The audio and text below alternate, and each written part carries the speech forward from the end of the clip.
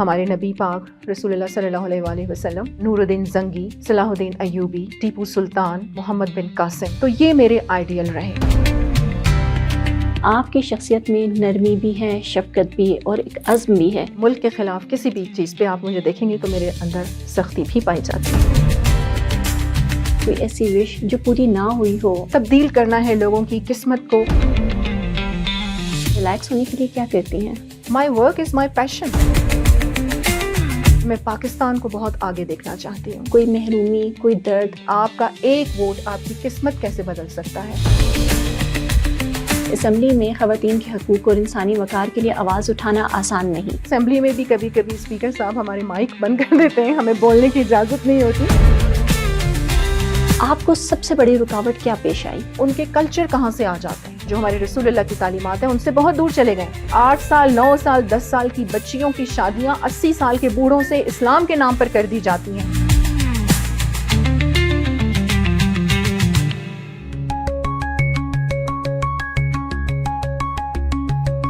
السلام علیکم، welcome to Sofia Malik podcast. ناظرین، سیاست کے شور، اسمبلی کے بلند نعروں میں عام آدمی کی آواز کہیں دب جاتی ہے، مگر وہیں ایسے لوگ بھی موجود ہیں جو ان لوگوں کی نمائندگی کرتے ہیں اور ان کی آواز بن کر اٹھتے ہیں۔ آج ہمارے ساتھ اسٹوڈیو میں ایسی ہی شخصیت موجود ہیں جنہوں نے مسلسل جد و جہد کی اور ایسے لوگوں کی نمائندگی کی۔ محترمہ فرح عظیم صاحبہ۔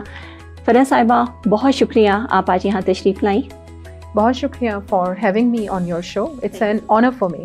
Thank you so much. Ma'am, سب سے پہلے میں یہ پوچھنا چاہوں گی کہ ہر بڑے فیصلے یا ہر بڑی تبدیلی کے پیچھے ایک لمحہ ہوتا ہے۔ آپ کی زندگی میں وہ کون سا لمحہ تھا جس نے آپ کی سیاسی اور سماجی خدمات کو عوامی نمائندگی کی طرف موڑ دیا؟ بسم اللہ الرحمن الرحیم۔ کسی ایک لمحے کی آپ نے بات کی ہے، اور میں سمجھتی ہوں کہ کچھ چیزیں ایسی ہوتی ہیں جو بلٹ ان ہوتی ہیں، اور اگر آپ میرا بچپن دیکھیں، مجھ سے جب بھی کوئی میری چائلڈہڈ میں کویسچن کرتا تھا کہ آپ کا آئیڈیل کون ہے، تو اکثر آپ نے دیکھا ہوگا کہ ینگسٹرز ہیں یا بچے ہیں، یا تو وہ کسی فیمیل یا میل آرٹسٹ کا نام لیتے ہیں، کسی فلم ایکٹر کا نام لے لیں گے، کسی سنگر کا نام لے لیں گے۔ تو آپ یقین مانیں کہ بچپن میں بھی میں نے ہمیشہ اپنے جو میرے آئیڈیل پرسنالٹیز رہی ہیں، الحمدللہ ہمارے نبی پاک رسول اللہ صلی اللہ علیہ وآلہ وسلم، ان کو بہت بغور میں نے پڑھا، احادیث اور ان کی زندگی پر، کہ جس طریقے سے انہوں نے اپنی زندگی گزاری، اس پہ میری بڑی گہری نظر رہی، اور ابھی تک بھی ہے، میں اس پہ ریسرچ کر رہی ہوں۔ اس کے ساتھ ساتھ پھر ان کے بعد جو پرسنالٹیز، ہماری ہسٹوریکل پرسنالٹیز گزریں، جس طرح نور الدین زنگی، صلاح الدین ایوبی، ٹیپو سلطان، محمد بن قاسم، تو یہ میرے آئیڈیل رہے شروع سے ہی، اور بڑا کلوزلی میں نے انہیں واچ کیا، ان کی جو زندگی تھی اور ان کے جو مقاصد تھے۔ اور میں سمجھتی ہوں کہ آپ کی جو زندگی ہے اس کا کوئی نہ کوئی مقصد ہونا چاہیے، اور جب آپ مقصد کو لے کے زندہ رہتے ہیں تو پھر آپ کی جو ایک پہچان ہے وہ کبھی نہیں مرتی۔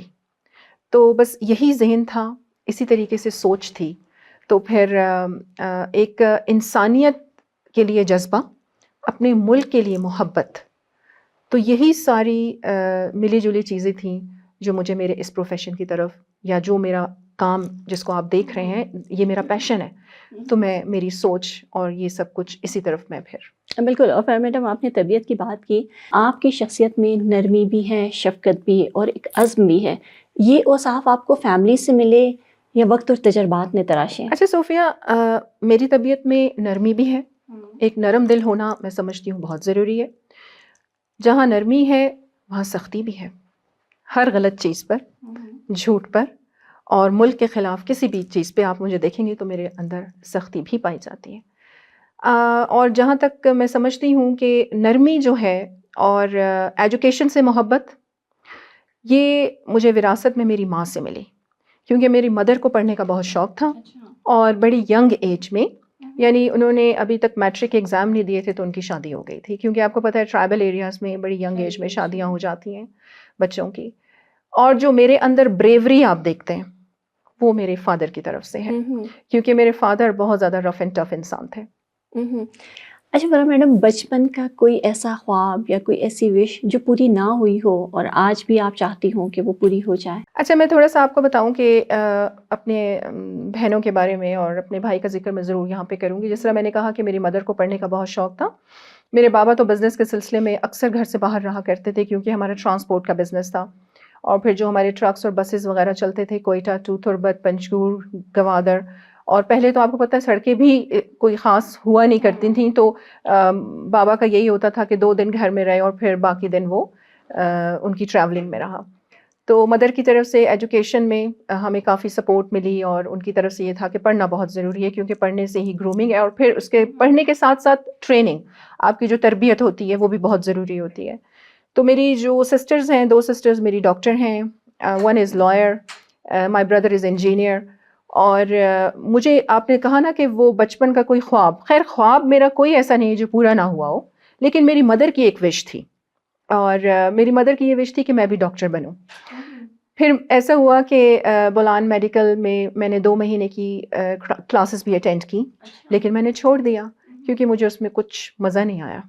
تو میں نے کہا کچھ ایسا کرنا ہے میں نے کہ مطلب کچھ چینج ہونا چاہیے. تو شروع سے ہی ایک ٹھیک ہے، ایک خدمت کا جذبہ، اپنے ملک کے لیے کوئی کام، یا کوئی پاکستان میں کوئی چینج لے کے آنا ہے یا تبدیل کرنا ہے لوگوں کی قسمت کو، تو یہ ایک جذبہ تھا.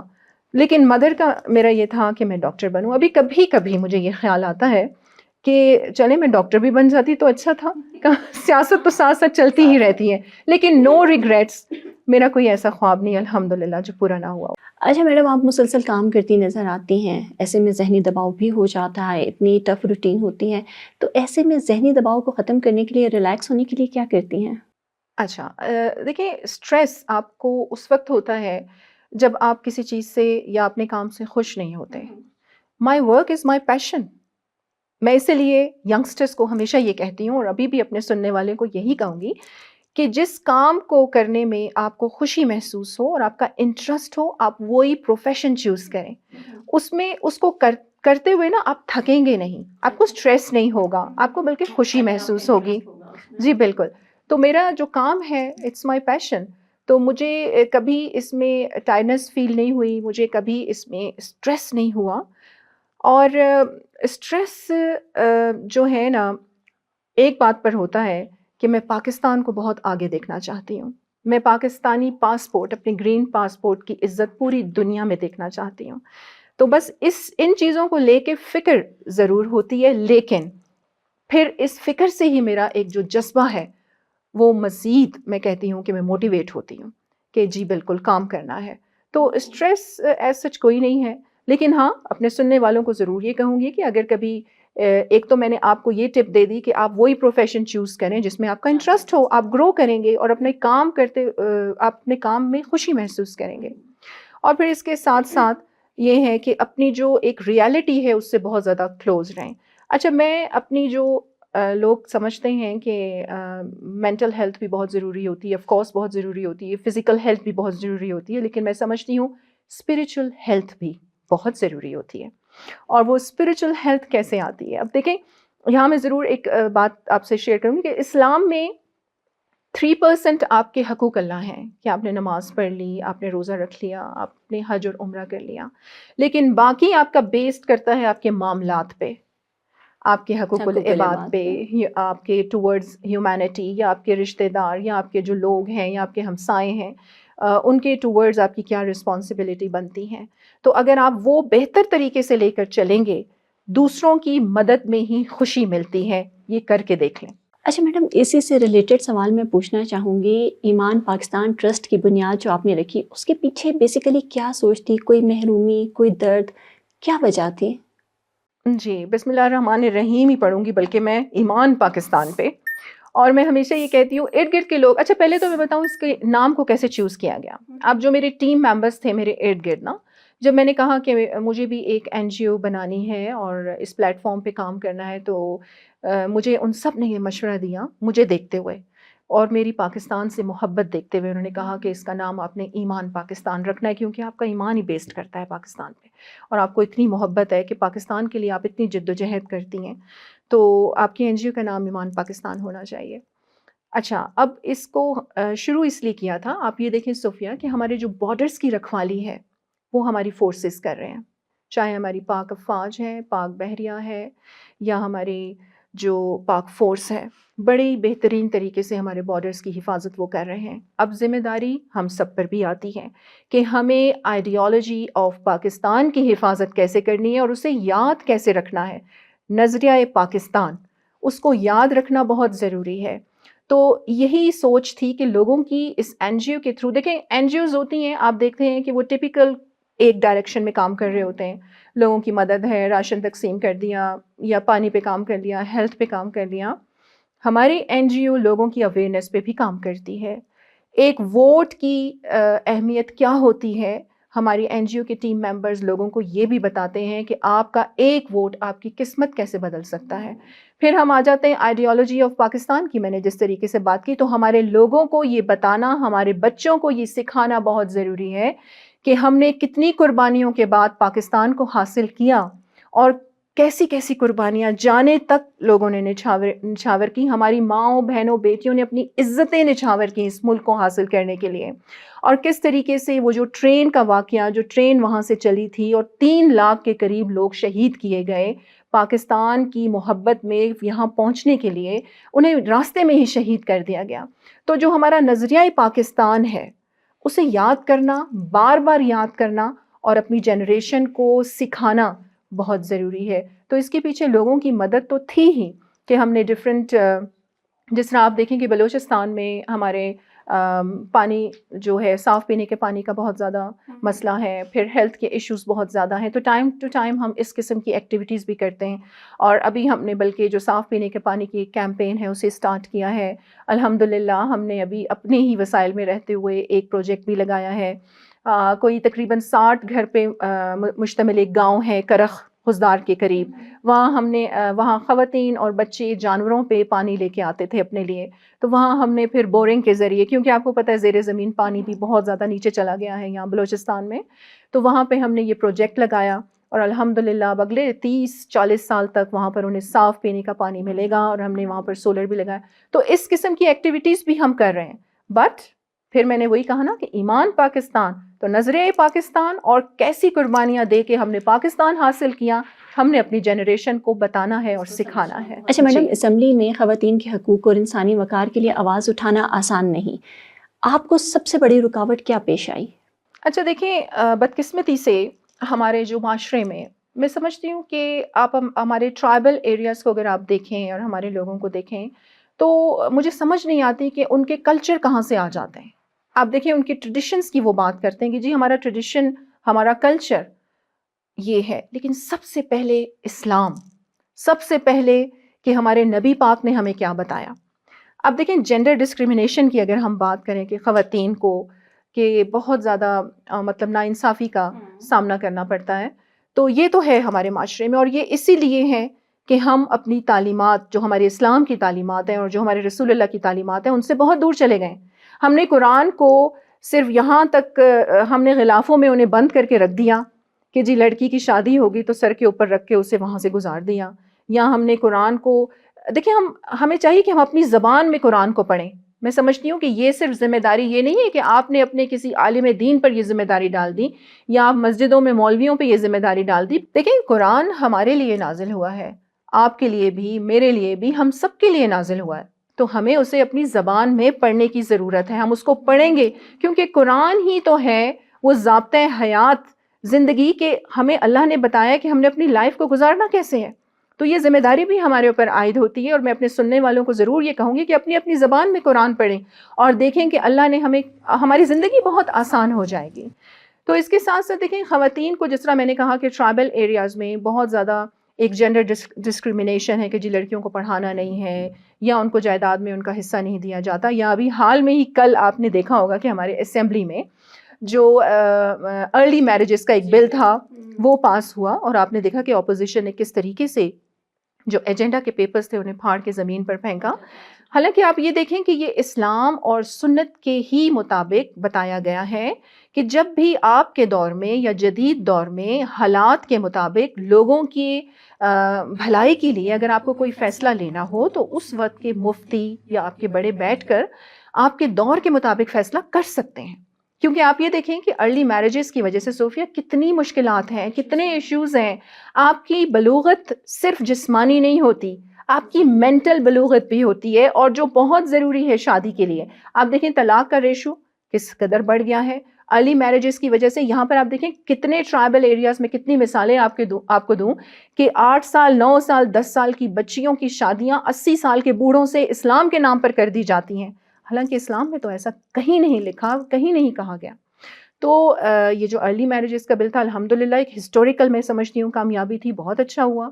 اور پھر یہاں پر آپ نے کہا کہ مشکلات کا سامنا بالکل کرنا پڑتا ہے, جینڈر ڈسکریمنیشن بہت زیادہ ہوتی ہے.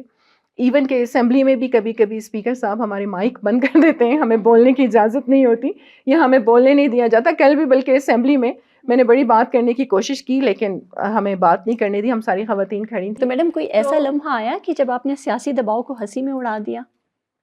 دیکھیں سیاسی دباؤ بالکل پولیٹیشنز کے ساتھ جی بالکل پریشر بھی آتا ہے, بالکل چیزیں بھی ہوتی ہیں. لیکن اگر میری ذاتی آپ یہ بات پوچھیں گے نا تو میں واقعی کوئی اسٹریس ہو یا کوئی دباؤ ہو سیاست کے حوالے سے اسے میں بہت زیادہ میچیورٹی کے ساتھ فیس کرتی ہوں, اور پھر ہم اس کو دیکھتے ہیں کہ اس کے گڈز اینڈ بیڈس کیا ہیں اور اس کو اسی طریقے سے پھر ہم لے کے چلتے ہیں. اچھا میڈم, سیاست میں کوئی ایسا غیر متوقع لمحہ جس نے آپ کو حیران یا پریشان کر دیا ہو؟ اچھا دیکھیں میں آپ کو ایک اپنی ذاتی جو میری ایک عادت ہے وہ میں آپ کو بتاؤں. پتہ نہیں صوفیہ یہ اللہ کی طرف سے دین ہے کہ جب مجھ پہ مسائل آئیں یا کوئی مشکل آئے تو میں مزید انرجیٹک ہو جاتی ہوں, اور میں مزید مطلب آپ سمجھیں کہ مجھے یہ اچھا ہی نہیں لگتا کہ میں غمگین ہو کے بیٹھوں یا اسٹریسڈ ہو جاؤں یا میں پریشان ہو جاؤں. میں سمجھتی ہوں کہ محنت کرنا یا کسی بھی مشکل پر کام کرنا یہ آپ کے ہاتھ میں ہے, رزلٹ آپ کے اللہ کے ہاتھ میں ہے. تو وہ آپ پھر اس پہ چھوڑ دیں اور پھر جو کچھ بھی ہوگا وہ آپ کے لیے بہتر ہی ہوگا. مزید اسٹرانگ ہو جاتی ہیں ایسی سچویشن جی بالکل, ایسی سچویشنز میں. اور بہت سارے ایسے مراحل آئے ہیں, آتے بھی ہیں, لیکن آف کورس آپ کو مضبوط ہو کے اور میچیورٹی کے ساتھ ایسے معاملات کو فیس کرنا پڑتا ہے. اسی سے ریلیٹڈ میں پوچھنا چاہوں گی, ماشاء اللہ آپ کی فین فالوئنگ بھی بہت زیادہ ہے. سوشل میڈیا پہ کبھی کوئی ایسی پوسٹ, کوئی ایسا پیغام جسے دیکھ کے آپ حیران ہو گئی ہوں یا جس نے آپ کو پریشان کر دیا ہو؟ دیکھیں اب سوشل میڈیا کا استعمال ہماری مجبوری بھی ہے, اور میں سمجھتی ہوں کہ آپ کو اگر اپنی بات پوری دنیا میں لے کر جانی ہے تو media is the best way, اور سوشل میڈیا تو آج کل سوشل میڈیا کا دور ہے. لیکن میں اپنے جو مخالفین ہیں انہیں میں ضرور یہ پیغام دوں گی کہ آپ لوگوں کا بے حد شکریہ, کیونکہ آپ کی تنقید, آپ جو بھی الفاظ میرے بارے میں یوز کرتے ہیں وہ مجھے کمزور نہیں کرتے, وہ مجھے مزید مضبوط کرتے ہیں. اور میرے خیال سے آج جس مقام پر میں موجود ہوں تو میں شکریہ ادا کرتی ہوں جنہوں نے مجھ پہ تنقید کی یا جنہوں نے میرے بارے میں غلط الفاظ استعمال کیے, کیونکہ اس سے مجھے انرجی ملتی ہے, میں مزید موٹیویٹ ہوتی ہوں, کیونکہ میری کامیابی ہی ان کے ان الفاظ کا جواب ہے. تو حیران ہونے کا تو سوال ہی پیدا نہیں ہوتا. ہاں یہاں میں اپنے جو ہمارے پیرنٹس ہیں اور جو ہمارے ٹیچرز ہیں میں انہیں ضرور یہ پیغام دوں گی کہ جو بچے کی پہلی درسگاہ ہے وہ ماں کی گود ہے اور پیرنٹس ہیں. آپ اپنے گھر سے سیکھتے ہیں. تو آج کل میں سمجھتی ہوں کہ پیرنٹس نے تربیت کرنے پر ذرا توجہ کم کر دی ہے, تو آپ اپنی بچوں کی تربیت ضرور کریں. اب میرا بھی بیٹا ہے صوفیہ, اور آپ یقین مانیں کہ کوئی ایسا موضوع نہیں کہ جس پہ میں اس سے بات نہ کروں سوشل میڈیا پر یا کوئی بھی ایسا ٹاپک ہے, کیونکہ میں سمجھتی ہوں ماں باپ جو ہوتے ہیں نا وہ اپنے بچوں کے بیسٹ فرینڈز ہوتے ہیں. آپ ان کے اوپر ایسے روب نہ رکھیں کہ وہ کوئی غلطی بھی کریں تو آپ سے شیئر کرتے ہوئے گھبرائیں. میں سمجھتی ہوں دیکھیں آپ کا بھی بچپن گزرا, میرا بھی بچپن گزرا, ہم نے بھی بہت ساری غلطیاں کی ہوں گی. تو میں سمجھتی ہوں کہ ماں باپ کو جسٹ لائک اے فرینڈس اپنے بچوں کے ساتھ رہنا چاہیے, اور سوشل میڈیا کے استعمال اور ویسے بھی مختلف جتنے بھی ایشوز ہیں ان پر اپنے بچوں کی ضرور تربیت کریں، ان سے بات کریں، ان کی کاؤنسلنگ کریں۔ اچھا میڈم، اسمبلی میں آپ ہمیشہ اساتذہ، اسکول اور تعلیمی معیار کے حوالے سے بات کرتی رہتی ہیں، کیا اسمبلی اس مسئلے کو اتنی سنجیدگی سے لیتی ہے جتنی سے لینا چاہیے؟ جی بالکل لیا گیا ہے، اور میں آپ کو بتاؤں کہ ابھی آپ نے ہمارا جو بجٹ دیکھا ہوگا پچھلے سال بھی اور اس سال بھی، تو ایجوکیشن اور ہیلتھ پر بہت زیادہ بجٹ رکھا گیا ہے، اور اس دفعہ تو آپ کو پتہ ہے کہ ہماری جو منسٹر ہیں راحیلہ درانی صاحبہ، وہ بھی کافی محنت کر رہی ہیں، اور ہم سمجھتے ہیں دیکھیں ایجوکیشن ایک ایسا میں سمجھتی ہوں کہ ویپن ہی ہے جس سے آپ پوری دنیا چینج کر سکتے ہیں، اور ایجوکیشن پلس، لیکن اب کرائٹیریا جو ہے نا صوفیہ تھوڑا چینج ہو گیا ہے، کہ آپ کا جو ایجوکیشن کا کرائٹیریا کہ جب تک آپ کے اندر 3 C's نہیں ہوں گے، اور وہ 3 C's کیا ہیں؟ Character, confidence and creativity. تو یہ 3 چیزیں بھی ہونا بے حد ضروری ہے، اور of course education plus training, میں سمجھتی ہوں ٹریننگ آپ پہلے کر دیں، training and education can build you, can develop you, اور آپ کے معاشرے کی جو بہترین تشکیل ہے وہ انہی 2 چیزوں سے ہوتی ہے۔ اچھا میڈم، آپ نے لڑکیوں کے لیے ہنر مندی اور اسکل پروگرام بھی اسٹارٹ کیے، آپ کو لگتا ہے کہ بلوچستان کی خواتین چینج ہو رہی ہیں؟ جی بالکل، اور دیکھیں ابھی جس طرح ہم نے سوشل میڈیا کی بات کی، جہاں گڈز اینڈ بیڈز ہر چیز کے ہوتے ہیں، تو سوشل میڈیا کی وجہ سے لوگوں میں اویئرنیس بھی بہت آئی ہے، ہماری بچیوں میں بہت زیادہ اویئرنیس آئی ہے، اور میں نے ایسی ایسی خواتین کو دیکھا ہے۔ ابھی پچھلے سال ہم نے ایک ایمان پاکستان میلے کا انعقاد کیا تھا لیاقت پارک میں یہاں کوئٹہ میں، اور اس کا مقصد یہی تھا کہ جو خواتین چھوٹے چھوٹے اپنے بزنسز کر رہی ہیں ان کی کنیکٹیوٹی ہم کروائیں انٹرنیشنل مارکیٹس میں۔ تو آپ یقین مانیں ایسی خواتین آئیں، ان کو ہم نے مفت سٹالز ان کے وہاں پر لگوائے، اور ان کو کنیکشن ان کا بلڈ کیا ڈفرینٹ مارکیٹس میں۔ ہماری خواتین جو ہیں بلوچستان کی وہ کسی سے پیچھے نہیں ہیں، تعلیم میں بھی اور ویسے بھی بریوری میں بھی آپ دیکھیں تو ہماری خواتین جو ہیں بہت زیادہ میں کہوں گی کہ ایکٹیو بھی ہیں، انرجیٹک بھی ہیں، اور جی بالکل اپرچونٹیز کی یہ ہے کہ ہمیں اپرچونٹیز ان کے لیے جنریٹ کرنی ہے، انہیں سپورٹ کرنا ہے، اور ہم نے اسپیشلی ووکیشنل ٹریننگ سینٹرز کا جو ہے وہ بھی آغاز کیا تھا، اور الحمدللہ جو ہمارے 3 کا تو ہم نے آغاز کیا تھا، اور ایک ہمارا بڑے ایکٹیولی چل رہا ہے، اور اس میں یہی تھا کہ لڑکیوں کا رجحان میک اپ کی طرف بہت ہوتا ہے، ڈیزائننگ کی طرف بہت ہوتا ہے، لیکن میں سمجھتی ہوں ہر شعبے میں بچیوں کو آگے آنا چاہیے کیونکہ ان میں ٹیلنٹ کی کمی نہیں ہے۔ تو اس قسم کی جو ایکٹیویٹیز ہے وہ ہم کرتے رہتے ہیں۔ اور پھر میں آپ کو یہاں یہ بھی بتاؤں، دیکھیں جس طرح ہم نے معاشرے کی بات کی، کلچر کی بات کی، لوگوں کو اپنے دین کو پڑھنا بہت ضروری ہے۔ میں آپ کو بتاؤں کہ ہم تو جو خواتین ہیں اور جو اسلام میں ہم تو 1400 سال پہلے ہی امپاور ہو گئے تھے، جب ہمارے رسول اللہ صلی اللہ علیہ وآلہ وسلم آئے تو ہم تو اسی وقت امپاور ہو گئے تھے۔ اور یہاں پر میں یہ ذکر کروں کہ فرنٹ لائن پر خواتین جنگوں میں حصہ لیا کرتی تھیں۔ آپ مجھے بتائیں صوفیہ، یہ جو تلوار بازی ہوتی ہے یا ہارس رائڈنگ ہوتی ہے، گھوڑ سواری، یہ کیا گیم ہے؟ یہ گیم نہیں ہے، یہ مضبوط اور بہادر لوگوں کا کام ہوتا ہے۔ تو خواتین تو مضبوط آپ کی گھوڑ سوار اور تلوار باز تھیں۔ تو آپ یہ دیکھیں حضرت ختیجہ کون تھیں؟ She was a business woman. اس طرح کئی ایسی مثالیں ہیں۔ تو پھر خواتین تو اس وقت سے امپاور ہو گئی تھیں۔ ہاں اویئرنیس کی ضرورت ہے ہمارے لوگوں کو، وہ ہم الحمدللہ جتنی ہماری کوشش ہے، ہمارا کنٹریبیوشن ہے، وہ ہم کر رہے ہیں۔ یقیناً اویئرنیس اور کانفیڈنس دینے کی ضرورت ہے، اور جو آپ دے بھی رہی ہیں۔ بالکل۔ اچھا میڈم، آپ نے بارباڈوس میں عالمی پارلیمانی کانفرنس میں پاکستان کا مقدمہ رکھا، آپ نے وہاں امن، مکالمے اور ترقی کی بات کی۔ اگر ایک جملے میں بتائیں تو بلوچستان کا اصل مسئلہ دنیا کو کیسے سمجھایا جا سکتا ہے؟ حقدار کو اس کا حق دیا جائے اور سچ کی آواز کو دبایا نہ جائے۔ اور اس کے ساتھ ساتھ بارباڈوس کا آپ نے ذکر کیا، یہ ہے جی ہمارے ویورز کی آگاہی کے لیے بھی میں تھوڑا سا اس کا بیک گراؤنڈ بتاتی ہوں۔ یہ کامن ویلتھ پارلیمنٹری ایسوسی ایشن ہے، اس کا ہیڈ آفس جو ہے وہ لندن میں ہے، اور اس کو جو ہیڈ کر رہے ہیں وہ پرنس چارلز جو ہیں۔ اس کے ساتھ ساتھ اس پہ ریپریزنٹیشن ہے 56 کنٹریز کی، یہ بہت بڑا پلیٹ فارم ہے صوفیہ۔ اور اس کی جنرل اسمبلی سے میں نے خطاب کرتے ہوئے ابھی جو اس کی ایئرلی بیسڈ کانفرنسز ہوتی ہیں ڈفرینٹ کنٹریز میں، تو 56 کنٹریز کے پارلیمنٹیرینز، اسپیکرز، سینیٹرز وہاں پر موجود تھے. باربیڈوس میں ان کی پریزیڈنٹ سے بھی ہماری ملاقات ہوئی اور مجھے اتنی خوشی ہوئی کہ ان کی پریزیڈنٹ ایک فیمیل تھیں، ان کی جو پرائم منسٹر تھیں وہ بھی فیمیل تھیں، بہت ایکٹیو خواتین تھیں وہاں کی. تو ان کی جنرل اسمبلی سے میں نے خطاب کیا کیونکہ ان کی ایگزیکٹو کمیٹی کی بھی میں ممبر ہوں اور میں ایشیا ریجن کو ریپرزینٹ کر رہی ہوں. تو میں نے جب پچھلے سال ان کی کانفرنس اٹینڈ کی، پھر میں نے اس سال کی، تو مجھے بڑا اس بات کو میں نے فیل کیا کہ یہ اتنا بڑا پلیٹ فارم ہے اور 56 کنٹریز کی ریپرزنٹیشن ہے اس پہ، لیکن ان کی کوئی پیس اینڈ سیکیورٹی کی کمیٹی نہیں. اور یہ پیس پہ کیوں نہیں کام کر رہے؟ کیونکہ آپ دیکھیں کہ میں سمجھتی ہوں کہ peace is the foundation on which every dream stands.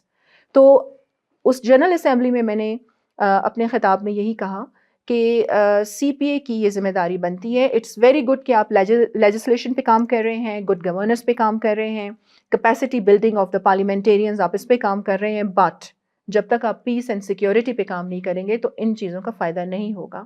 اور آپ یقین مانیں کہ جتنے ریجنز کے وہاں پر پارلیمنٹیرینز آئے ہوئے تھے انہوں نے بہت اس کو اپریشیٹ کیا. سون آفٹر یہ ایگزیکٹو کمیٹی میں جب ایجنڈا رکھا گیا تو ان سب نے کہا کہ ہم اس پہ جلد سے جلد اب کام شروع کریں گے. اور دیکھیں کہ یہ ہسٹوریکل کامیابی ہے پاکستان اور بلوچستان کی طرف سے. اب جب بھی ہسٹری میں نام لیا جائے گا کہ سی پی اے میں پیس اینڈ سیکیورٹی کمیٹی کا انیشیٹو کس کی ریکمنڈیشن پہ ہوا تو یہ پاکستان کی ریکمنڈیشن پہ ہوا. جی اچھا میڈم، آپ عالمی پلیٹ فارمز پر مسلسل سرگرم رہی، کیا بلوچستان کو عالمی سطح پر وہ توجہ ملی جو ملنی چاہیے تھی؟ لیکن سب سے پہلے تو میں یہ کہوں گی کہ بلوچستان کا جو مسئلہ ہے وہ ہمیں نیشنل لیول پہ اٹھانے کی ضرورت ہے، عالمی سطح پہ نہیں. کیوں؟ اس لیے کہ بلوچستان پاکستان کا صوبہ ہے. ہم اپنا مسئلہ لے کے باہر کیوں جائیں گے؟ اس کے میں سخت خلاف ہوں.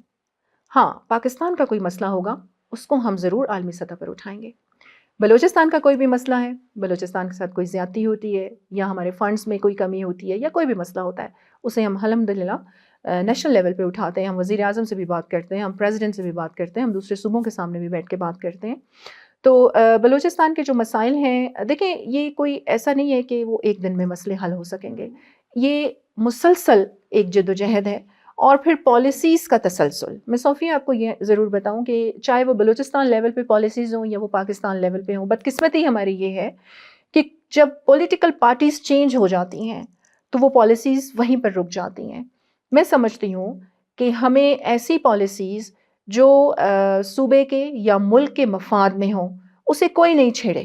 مطلب چہرہ کوئی بھی ہو، پولیٹیکل پارٹی کوئی بھی ہو، لیکن for the betterment of the country یا for the betterment of the province یا بلوچستان ایسی پالیسیز بنانی چاہیے، کیونکہ پالیسیز کا تسلسل بہت ضروری ہے. کیونکہ یہاں پر آپ دیکھیں نا، پی ایم ایل این آ جائے گی، اس کی اپنی پالیسیز ہوتی ہیں، وہ اپنے لوگوں کو ان کی جو ہے ایک اشتہار لگا دیتے ہیں. پھر پاکستان پیپلز پارٹی آ جاتی ہے. میں سمجھتی ہوں چاہے وہ پاکستان پیپلز پارٹی ہو، پی ایم ایل این ہو یا کوئی بھی پولیٹیکل جماعت ہو، ہم سب کا مقصد کیا ہے؟ ہم پاکستان کی بھلائی چاہتے ہیں نا. تو آپس کی جو پولیٹیکل ایک آپ کی آپس میں سمجھتی ہوں مخالفت ہے وہ اپنی جگہ، لیکن جب آپ کی پالیسیز پاکستان کے لیے ہیں تو اس پہ میرے خیال سے آپ کا موقف ایک ہی ہونا چاہیے. اور ایسی پالیسیز جو پاکستان کے استحکام کے لیے ہیں، پاکستان کی ڈیولپمنٹ کے لیے ہیں، بلوچستان کے لیے، پروونسز کے لیے ہیں، ان پالیسیز کا تسلسل بے حد ضروری ہے. اور پھر جس طرح آپ نے مجھ سے پوچھا کہ عالمی سطح پر، تو اس کے تو میں سخت خلاف ہوں کہ آپ اپنے ملک کے مسائل جو اندرونی مسائل ہیں اسے عالمی سطح پر لے کے جائیں. پاکستان کے مسائل پیس اینڈ سیکیورٹی کے حوالے سے، ریجن کے جو مسائل ہیں اس کو ہم ضرور اٹھاتے ہیں. اب جس طریقے سے یہ عالمی سطح پر میں نے جو پیس میں ہماری قربانیاں ہیں، کیا وہ سویلینز کی، کیا ہماری فورسز کی جو قربانیاں ہیں، انہیں میں نے سب کے سامنے رکھا کہ ہمارے 80,000 سے زیادہ اس میں لوگ شہید ہوئے، انفراسٹرکچر ہمارا تباہ ہوا، اور پھر بھی ہمیشہ پاکستان نے پیس کی بات کی. کیوں؟ صرف اپنے لیے نہیں، مطلب براڈر اسپیکٹرم میں ہم نے پوری دنیا کے لیے، کیونکہ پوری دنیا کی ضرورت امن ہے. اچھا میڈم، جیسا آپ نے سیاسی جماعتوں کی بات کی، تو کوئٹہ میں بلدیاتی انتخابات ہونے جا رہے ہیں، باپ پارٹی کی پوزیشن کتنی مستحکم ہے؟ دیکھیں، باپ پارٹی ایک بہت پرومیننٹ جماعت رہی ہے بلوچستان کی، اور الحمدللہ ہماری جو تیاریاں ہیں وہ ان پروسیس ہے. ہمارے بہت سے ایسے امیدوار ہیں جو پارٹیسپیٹ کر رہے ہیں. اب بھی یہ ہے کہ مزید ہمیں اس پہ محنت کرنے کی ضرورت ہے. یہ تو میں نہیں کہوں گی کہ ہم ساری سیٹیں ہم جیت جائیں گے، لیکن میں یہ ضرور کہوں گی کہ بہت بہتر نتائج ہوں گے جو باپ پارٹی کے حق میں جائیں گے. اچھا فرح میڈم، بات سیاست کی ہو رہی ہے، تو اگر کوئی نوجوان لڑکی سیاست میں آنا چاہے تو آپ اسے کیا پیغام دیں گی؟ بہت ہی اچھا کویسچن صوفیہ. میں اپنی خواتین کو اور اسپیشلی اپنی ینگ گرلس کو، اور بڑی غور سے میری یہ بات سنیں، میں یہ ضرور کہنا چاہوں گی کہ شارٹ کٹ نہیں ہوتا کہیں بھی، اور شارٹ کٹس آپ ڈھونڈنے کی کوشش بھی نہ کریں. اور اسپیشلی خواتین فیمیلز اپنی ماڈیسٹی، اپنی ڈگنیٹی، اس پہ کبھی کمپرومائز نہ کریں. اس کو میں اردو میں بھی کہہ دیتی ہوں، اپنی پاک دامنی، اپنی عزت اور اپنی خودداری پر اس کی کوئی قیمت نہیں ہوتی، تو اس پہ کبھی کمپرومائز نہ کریں. محنت کریں اور ایک دن صلہ آپ کو ضرور ملے گا. یہ مثال آپ کے سامنے موجود ہے. میں نے بھی بہت ساری صرف خواتین کو شیئر کرتی ہوں، اور جو ینگ گرلز پولیٹکس میں آنا چاہتی ہیں، جو خواتین آنا چاہتی ہیں، ان کو انرجیٹک کرنے کے لیے اور ان کو موٹیویٹ کرنے کے لیے میں ضرور بتانا چاہوں گی کہ فرح عظیم شاہ نے کبھی اپنی عزت پہ کمپرومائز نہیں کیا، کبھی شارٹ کٹس کی میں تلاش پہ نہیں رہی. ہاں، اس میں یہ ہے کہ آپ کا راستہ ضرور لمبا ہو جاتا ہے، آپ کو محنت بہت زیادہ کرنی پڑتی ہے، لیکن آپ کی وہ کامیابی پوری دنیا دیکھتی ہے اور اسے بہت اچھے الفاظوں میں یاد رکھتی ہے. تو ایسی خواتین، ایسی بچیاں، کیونکہ ابھی آپ دیکھیں کہ جس طرح ہمارے پارٹی کے انٹرا پارٹی الیکشنز ہوئے کچھ عرصہ پہلے ہی، اور الحمدللہ مجھ پہ اعتماد کیا میرے پارٹی والوں نے. میری جو سارے جو ہمارے صدر ہیں، جو ہمارے جنرل سیکریٹری ہیں، اور یہاں پر صادق سنجرانی صاحب کا بھی میں ضرور ذکر کروں گی، اور ان کا میں شکریہ ادا کروں گی کہ انہوں نے مجھ پہ اعتماد کیا اور مجھے بلوچستان کی خواتین ونگ کی جو ہے وہ صدر انہوں نے منتخب کیا. تو میں بلکہ دعوت دوں گی اپنے بلوچستان کی تمام خواتین کو کہ وہ ضرور مجھ سے رابطہ کریں اور آئیں. ہم یہاں پر بیٹھے ہیں آپ کو سپورٹ کرنے کے لیے. اور میں سمجھتی ہوں ٹرو لیڈر وہ ہوتا ہے جو اپنے لوگوں کو پروموٹ کرتا ہے. ون مین شو یہاں کچھ نہیں ہوتا. اصل لیڈر وہی ہے جو اپنے لوگوں کو پروموٹ کرے اور اپنی ٹیم کو مضبوط کرے. اچھا میڈم، اگر زندگی کے سفر کو ایک لمحے کے لیے روک کر پیچھے دیکھیں تو کیا کوئی ایسا فیصلہ ہے جسے آپ آج بدلنا چاہتی ہیں، یا کوئی ایسا پچھتاوا جو آج بھی آپ کو یاد آتا ہو؟ میرا کوئی ایسا فیصلہ سیاست کے حوالے سے، کسی بھی حوالے سے. اچھا ٹھیک ہے. مطلب آپ یہ ریگریٹ کی بات کر رہی ہیں؟ کوئی بھی ریگریٹ ہو سکتا ہے، کچھ بھی. اچھا، میری زندگی میں کوئی ریگریٹ نہیں ہے صوفیہ، اور کوئی ایسا فیصلہ نہیں ہے جس کو میں تبدیل کرنا چاہوں. نہیں تبدیل کرنا چاہتی؟ میں سمجھتی ہوں میں بہت سیٹسفائیڈ ہوں، اس لیے کہ دیکھیں آپ کی زندگی میں جو کچھ بھی ہوتا ہے نا وہ اچھے کے لیے ہوتا ہے. اور آپ دیکھیں کہ آپ کو ہمیشہ یہ کہا گیا ہے اللہ کی طرف سے بھی، ہمارے رسول اللہ کی طرف سے بھی، کہ جب بھی آپ کے اوپر کوئی مشکل آئے تو آپ صبر سے کام لیں. مجھے پہلے اس بات کی سمجھ نہیں آتی تھی، لیکن وقت کے ساتھ ساتھ مجھے سمجھ آئی کہ صبر سے کیوں کام لیں، کہ آپ کو اسی مشکل میں خیر چھپی نظر آتی ہے. کوئی بھی مشکل ہو، ہم کہتے ہیں نا کہ اللہ جو ہے وہ اپنے بندے سے بہت محبت کرتا ہے. تو یہ کیسے ہو سکتا ہے کہ کوئی ایسی مشکل آپ کے اوپر آئے کہ آپ مطلب اسے برداشت نہ کر سکیں، اور وہ آپ کی برداشت کے لیول کی اوپر ہی ہوتی ہے کہ وہ مشکل جو بھی آپ کے اوپر آئے، لیکن مشکل ضرور آئے، آپ اس پہ صبر سے کام لیں اور اسی کے اندر کوئی خیر چھپی ہوتی ہے. تو میری لائف میں کوئی ریگریٹ نہیں ہے. میرے ساتھ جو کچھ بھی ہوا الحمدللہ میں کہتی ہوں اللہ کا بہت شکر ہے کہ مجھے سکھانے کے لیے ہوا، میری بہتری کے لیے ہوا. اگر کوئی مشکل ہوئی یا کوئی لوگ بھی ایسے آئے تو وہ بھی مجھے سکھا کے گئے. امیزنگ. مطلب آپ نے اپنی ہر مشکل سے کچھ نہ کچھ سیکھا، جی اور اس سے بالکل مزید مضبوط ہوئے. بالکل. اچھا میڈم، ایک سوال جو یقیناً ناظرین بھی جاننا چاہتے ہیں اور میں بھی، کہ آپ اپنی فٹنس اور خوبصورتی کو کیسے مینٹین رکھتی ہیں؟ اس کے لیے کوئی جم ہے، واک روٹین ہے، یا کوئی اسپیشل ڈائٹ پلان کرتی ہیں آپ؟ فٹنس اور خوبصورتی، دیکھیں میں سمجھتی ہوں کہ اگر تو آپ نے اپنے چہرے کو مطمئن رکھنا ہے، پر نور رکھنا ہے، اور مینٹلی بھی فٹ رہنا ہے، کیونکہ آپ کی جب تک انر سیٹسفیکشن نہیں ہوگی تو آپ بظاہر سیٹسفائیڈ نظر نہیں آئیں گے، یا آپ خوبصورت نظر نہیں آئیں گے، یا آپ فریش نظر نہیں آئیں گے. سب سے پہلے آپ کی انر سیٹسفیکشن بہت ضروری ہے. ایک خوبصورت اور صاف دل ایک خوبصورت اور صاف ذہن، ایک خوبصورت اور صاف سوچ، یہ بہت ضروری ہے آپ کی خوبصورتی کے لیے. اور پھر آف کورس اس کے ساتھ ساتھ فزیکل فٹنس بھی آپ کی آ جاتی ہے. جس طرح میں نے آپ کو کہا کہ میں اسپریچول جو آپ کی فٹنس ہے اس پہ بھی بہت یقین رکھتی ہوں. اس کے ساتھ ساتھ فزیکل فٹنس کے لیے آف کورس پھر آپ کا جم آ جاتا ہے، آپ کی ایٹنگ ہیبٹس آ جاتی ہیں. اس کے ساتھ ڈائٹ پلان دیکھیں آپ کا ہیلدی ایٹنگ ہیبٹس آپ کی ہونی چاہیے. جنک فوڈ میں بہت زیادہ جو ہے وہ نہیں کھاتی، ونس ان اے بلو مون آپ سمجھ جائیں. اور اس کے ساتھ ساتھ آرگینک دیکھیں فوڈ. اب دیکھیں جس طرح پروسیسڈ فوڈ کی طرف بہت زیادہ بیچ میں لوگ آ گئے تھے، لیکن اب آپ دیکھیں کہ کلوز ٹو نیچر آپ جتنا رہیں گے نا آپ اتنا خوبصورت رہیں گے. اور آف کورس حرکت میں برکت ہے، ٹھیک ہے. تو آپ کو چاہیے کہ آپ اپنی فزیکل فٹنس کے لیے حرکت میں رہیں اور موو کرتے رہیں. آف کورس چاہے وہ آپ کی واکنگ ہے یا آپ کی اسٹرینتھ ٹریننگ ہے، آپ کا جم ہے، that is very important. Madam بہت اچھی گفتگو آپ سے رہی. لاسٹ میں آپ عوام کو کیا میسج دینا چاہیں گی؟ جی پاکستانی عوام کو میں یہی میسج دینا چاہوں گی کہ پاکستان ہماری پہچان ہے، پاکستان ہمارا مستقبل ہے اور پاکستان ہی ہماری اولین ترجیح ہونی چاہیے. اور پاکستان سے محبت کریں گے، اس کی عزت کے لیے اور گرین پاسپورٹ کی عزت کے لیے کام کریں گے. تو دیکھیں پاکستان ہی جب ہماری پہچان ہے تو ہم نے پوری دنیا میں اسی نام کو آگے لے کر چلنا ہے. اور ہمت نہ ہاریں، ہارنے سے نہ ڈریں، کیونکہ آپ کی ہار ہی میں آپ کی جیت ہوتی ہے اور آپ کی ہار ہی آپ کو بہت کچھ سکھاتی ہے. تو ہمت رکھیں، ضرور گریں لیکن گر کے اٹھیں ضرور. تھینک یو سو مچ فرح صاحبہ. آپ کی باتوں میں امید، سچائی اور ہمت ہے، اور اسپیشلی بلوچستان کی خواتین، نوجوانوں کے حوالے سے جو آپ خدمت کر رہی ہیں وہ قابل ستائش ہے. بہت شکریہ آپ کے وقت کا. Thank you. ناظرین یہ تھی آج کی ایپیسوڈ. پروگرام کو لائک، سبسکرائب اور شیئر ضرور کیجیے گا. اپنی میزبان صوفیہ کو اجازت دیجیے. اللہ حافظ.